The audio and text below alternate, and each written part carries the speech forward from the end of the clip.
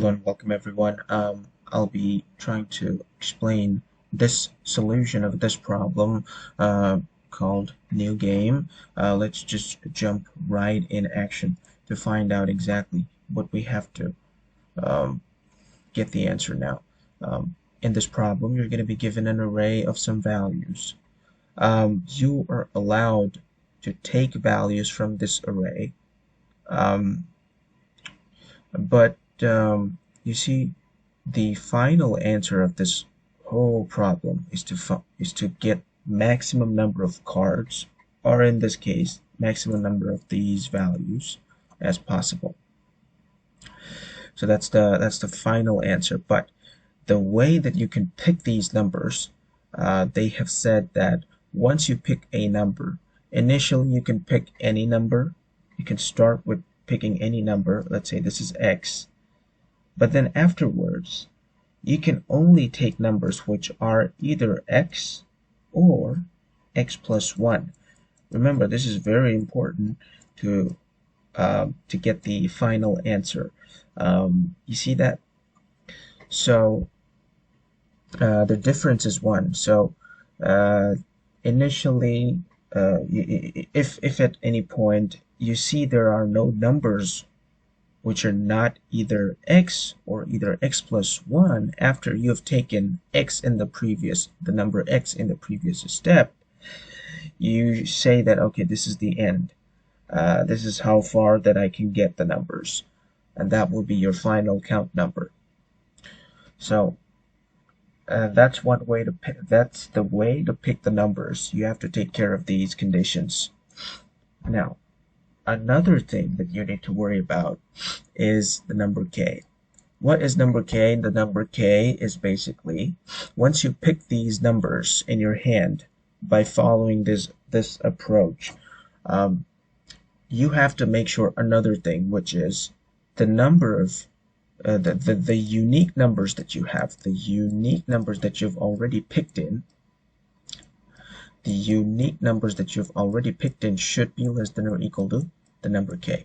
So these two things that I have to maintain in order to get the final maximum number of answers. So we have to somehow figure out what are the possible ways that I can pick these cards or numbers from the array, such which maintains this condition, and all possible, of course, all possible solutions I'm gonna have to try to find out, such that I take the maximum out of these, all of which would maintain these conditions, x and this x plus 1 while you pick, and the number of unique should be less than or equal to k, the number k. That's why the number k that you're getting.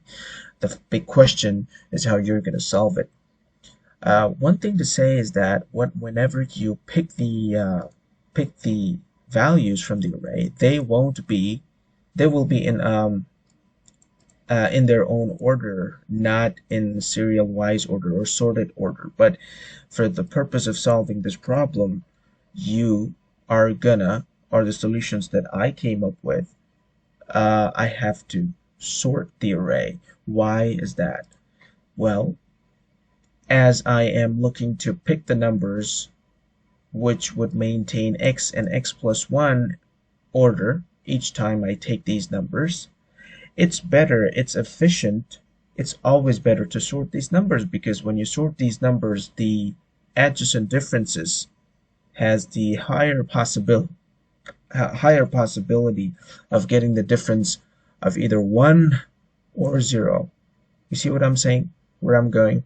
As I have sorted these numbers, you can see that there will be possibilities of adjacent numbers difference being either 1 or 0, right? Not like this one where we have 5 and 3, the difference is 2, but this is not how you want. You want to arrange these numbers in a way that you can get the maximum number of answer. So that's why I sorted the array. Now I'm going to try to traverse. Now the way that I'm going to do it is simply, for this example here, the answer is actually 6. How did I came up with the answer? How did the answer 6 came up? Okay, First, what you would do, you would try to traverse from here. Okay, you're going. Okay, I've got x, so far I've got x. I need another either x or x plus 1. X or x plus 1. Okay, there you go, another x that I found out. And we have another 3. You see that? Another 3. Uh, another new number 3. But you see, you can take this number because the number is x plus 1. Previously, you've taken 2, so 2 plus 1, 3. So no big deal. You can take it. Now this is your new x. You're gonna take it. You can take it and go on, so on and so forth. Each time you take these numbers, you have to take into account the count of these numbers because you're going to add it into your maximum possible answer. So here the count of 2 is 2, the count of 3 is 3. So you would go through like that, and each time when you get a point where you add these numbers into your possible answer, you would also check whether the unique numbers, the number of unique values, are less than or equal to k or not. Definitely important, because if it's k plus 1, you are not going to take that 1, right? So this is how you're going to go. You are going to basically go through the array, and whenever you reach a point that there's a difference between two adjacent numbers, you try to take the difference. What is the difference? Is the difference 1? If it's 1, then you know that you can actually pick that number. If it's not 1, if it's greater than 1, then you know the moment it's greater than 1, you see the moment the difference of any of these two, although here we are not getting the difference of greater than 1, but if you get greater than 1 difference, you know that you cannot pick that number. You're going to have, all you can do is you can start a new possibility of answer from here if that number would have been greater than 4 in this case, right? If it would have been 5 from here, just for the sake of example, you know that the difference is greater than 1, you would start a new possibilities from here. And each time when you count these numbers, you will take a look at how many unique possible values that you've got. If it's greater than k at any point, what you would do, what you're going to do, you're going to have to erase a number. Erase a unique number. That unique number might have more than one count in the original array, right? So you're going to have to worry about that too. So the way that you're going to so for this case, how did the answer actually came up with being 6? I haven't actually talked about it, right? So I'm going to talk about it now, and then we're going to go to the solution right away. So you can take a look at it. Okay, so I've got 2 and 2, and our k was 2, right? Yeah, our k was 2. You see, I can take these, all of it. Here, my unique number of values would be 2. And for this case, the maximum number that I have, 1, 2, 3, 4, 5. So far, the maximum answer is 5. And then, when you move again to take, okay, I can take 4 too, but when you take 4, the unique number becomes 3, which is not possible, right? Then what you do, you would simply cut out these numbers, as your new possibilities number starts from here. So you can see I've got 6 numbers. This is where when you see 6 is greater than 5, the new maximum number is 6. Then you move again towards 5. You see, okay, I've got a 5. The difference is 1. I can take it. No, you cannot. Why? Because the unique number is greater. The unique number is 3, which is greater than 2. So it's not possible. Really not possible.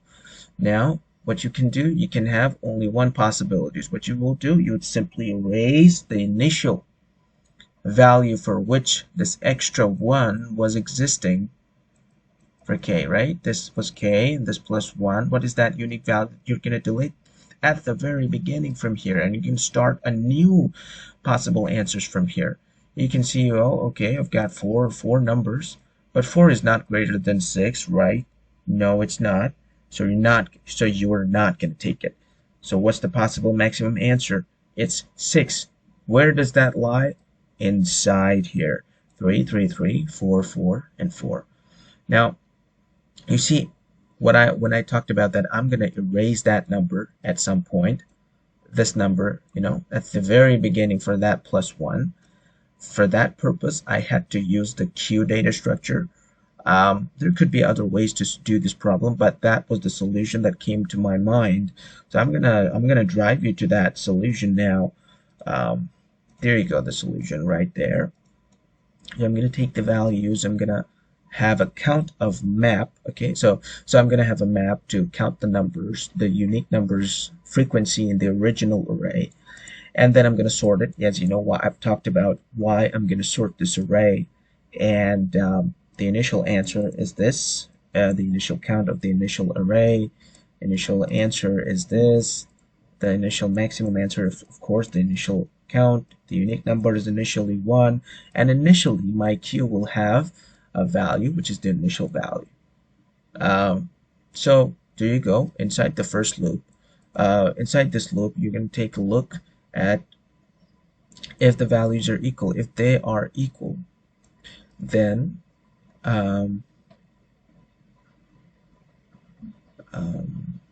okay, so here, what I'm actually doing is I'm trying to find out the difference, whether the two adjacent values are not equal here. So why I'm doing this? Because well, I could have actually took a set and do the work, but I actually did not. So I wanted to work with the array itself. So when two values become equal, I actually kind of did not uh, uh, go through counting the answers here, because I've already counted inside the frequency. So I only care about when I have two different adjacent values, and then I check whether the difference is 1, meaning I can still make the operation or not. And once you do that, you push the value. You push the value for what? That's a Q, first in, first out, right? You push the value for what? When the unique number of values, in case if the unique number of values becomes K plus 1, you remove that value. In case. So that for that purpose, I'm gonna try to do something like that. Now, this is the case, and you see the moment. Okay, this purpose. Why I'm actually doing this is because I'm trying whenever the unique equal to 1 is actually kind of referring to that I have so far only one value left. Well, I could have not done that, I believe. But anyway, what I'm actually doing is I have already counted what's the value. I only care about what's happening inside here. This is the case where new possibilities will arrive. Okay, if I want to start a new possibility from here, I will take unique equal to 1 and result equal to the initial count, and what was the previous possible answers. I'm actually popping them out and putting the initial in. This is exactly, oh, sorry, I think I made a mistake up here. Yeah, right, I actually did. Let me see. Yeah, so this part here is actually when the difference is greater than 1. So what I mean by is that the moment this difference is greater than 1, you know that you cannot pick another value. And so what you're going to do is you're going to start a new possible answers. Once you start new possible answers, what you do? What do you do when you start new possible answers? You make the same thing that you did initially in here. You see that?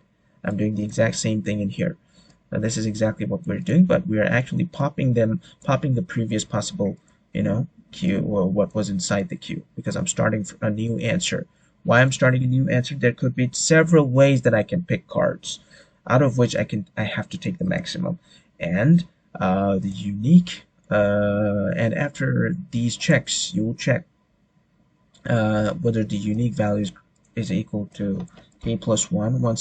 For that plus 1, I'm going to actually deduct um, what was in the front. Remember why I talked about this pushing, because I'm going to pop it at sometimes when I need it, when I have this condition extra 1. I have to remove that part, right, at the front, because if I do remove at the back or at some point, it's not going to give me the efficient answer, right? Because then the difference would be greater than 1. So this is how you do. Once it's greater than 1, you actually erase it from the possible answers. Of course, that's why this is the count of that number that will be deleted, and then you would pop it. The unique will be k. Then if you remove it, and each and every time you're going to take the maximum answers out of it. Finally, you do whatever you need to do. In then you for each test cases you're popping the answers. I'm very sorry that I actually misjudged this part. This was actually if the difference is greater than 1, right?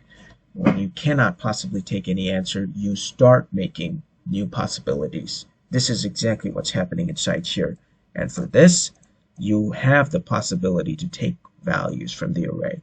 But you need to take a look at the count. You need to increase the unique values. Why? Because once it's greater than 1, you have to remove something. What is that something? Initially, whatever you pushed in. As the queue works in, first out, that's why I took this to data structures because I want to move what was at the beginning of that possibility, of numbers that I took. So yeah, thank you very much. Thank you very much for watching.